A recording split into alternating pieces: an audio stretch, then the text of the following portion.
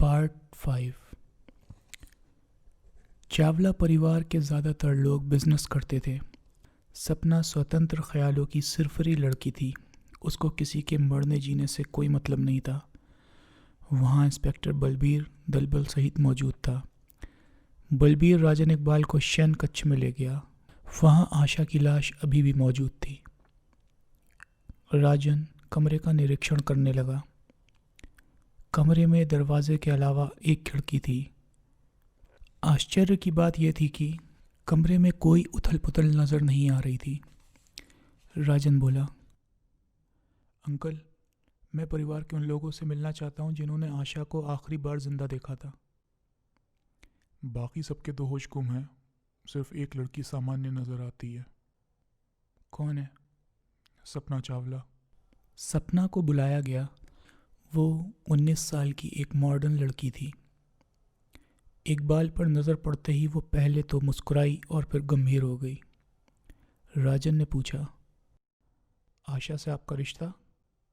मैं उसकी चचेरी बहन हूँ। अंतिम बार आपने उसे कब देखा था? शाम 7 बजे। इस समय आशा ने स्कर्ट पहनी हुई है, क्या उस समय भी उसने यही कपड़े पहने थे? नहीं, उस समय वो नाइट ड्रेस में थी।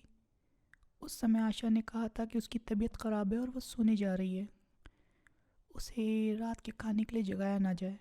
सपना ने बताया। क्या घर वालों ने आशा पर किसी प्रकार का प्रतिबंध लगाया हुआ था? मुझे नहीं मालूम।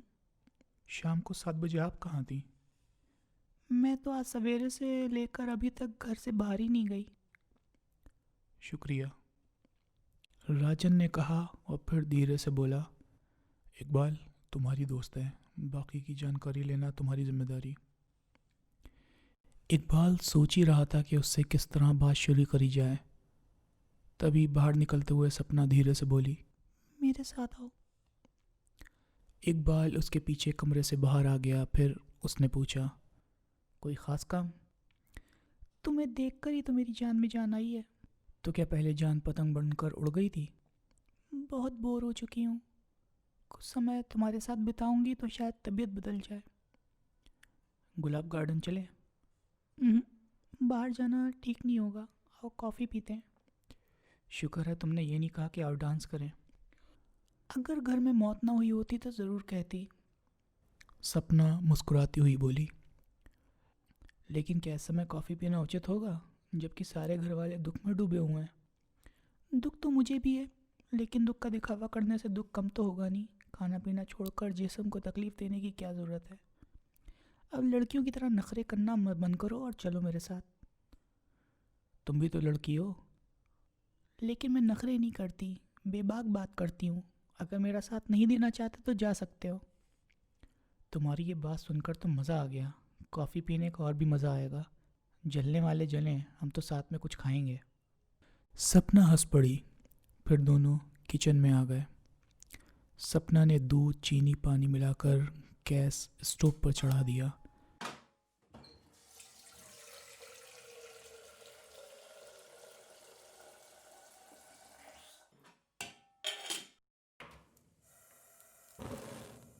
इकबाल ने कुछ क्षण की खामोशी के बाद पूछा, आशा के माता पिता तो बहुत दुखी होंगे? वो दोनों संसार में नहीं है, दादी ने ही उसे पाला था। वैसे तुम सब इतने खुले ख्यालों के हो, फिर आशा पर इतना कड़ा प्रतिबंध क्यों था? कैसा प्रतिबंध? आशा बीमारी का बहाना करके पहले तो बेडरूम में बंद हो गई और फिर खिड़की खोलकर पीछे से निकल गई। प्रतिबंध ना होता तो सामने से जाती। मैं इसके बारे में कुछ नहीं जानती। प्रेत की कहानी तो तुमने सुनी होगी। सब बकवास है। नहीं, सच है। अशोक जिस लड़की से बात कर रहा था उसे प्रेत उठाकर ले गया था। उससे पहले उसने अशोक को उठाकर हॉल में फेंका था। अशोक ने? सपना ने कहते हुए क्रोध से दांत पीसे। हाँ, वो भी मर गया। नहीं। मैं खुद उसकी लाश देख कर आ रहा हूँ। क्या आशा ने भी किसी प्रोग्राम में हिस्सा लिया था? नहीं। कॉफ़ी बनाकर उसने एक प्याली इकबाल को दी। उसके चेहरे की सारी रौनक चली गई थी। चेहरे पर उदासी छा गई थी। कॉफ़ी पीने के बाद वो सहमे स्वर में बोली, अब मैं थोड़ी देर सोना चाहती हूँ।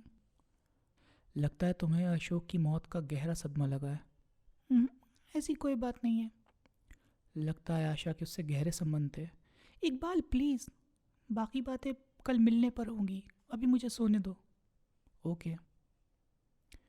जब इकबाल बाहर निकला तो आशा की लाश पोस्टमार्टम के लिए भेजी जा रही थी। सारे परिवार के लोग रो रहे थे। राजन की कार होटल डीलक्स की तरफ जा रही थी। रास्ते में राजन ने पूछा, सपना से कुछ मालूम हुआ? हाँ, उससे काफ़ी जानकारी मिल सकती है, लेकिन अभी कुछ ही बातें मालूम हुई हैं। इकबाल ने कहा और उससे हुई सारी बातें राजन को बता दी। अगर अशोक की हत्या न हुई होती तो उससे काफ़ी कुछ मालूम हो जाता। इकबाल कुछ नहीं बोला। होटल डीलक्स में भी पुलिस का जमघट था। अशोक की लाश गमलों के पास ही पड़ी थी। प्रोफेसर के सहायक की लाश स्टेज पर मौजूद थी। गमलों के पास पहुंचकर राजन ने वहां का निरीक्षण करा, फिर पूछा, जब अशोक की मौत हुई थी क्या उसी समय प्रोफेसर के भागने का शोर मचा था? हाँ।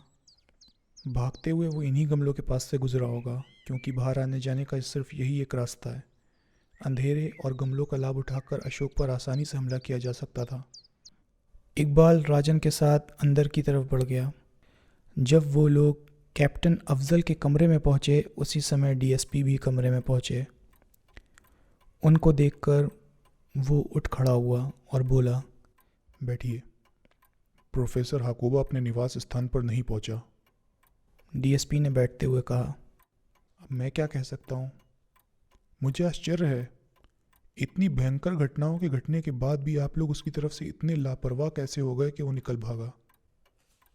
घटनाक्रम इतनी तेज़ी से घटा कि मैं अपने होशो हवास खो बैठा था। इकबाल से पूछ लीजिए। कैप्टन ठीक कह रहे हैं, इकबाल बोला। अशोक की मौत तो तुम्हारे सामने हुई थी। जी। उसने कुछ बताया? बताने का मौका ही नहीं मिला, उससे पहले ही पट्टा लंबे सफ़र पर चला गया। राजन, अगर तुम्हें कैप्टन से कुछ पूछना है तो पूछ लो, मैं लाशों को पोस्टमार्टम के लिए भिजवाता हूँ। जी बेहतर है।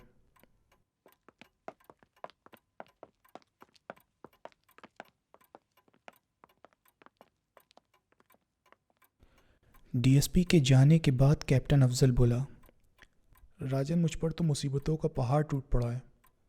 जी हाँ, और आपकी जानकारी के लिए बता दूं कि आशा चावला अपने बेडरूम में मुर्दा पाई गई है।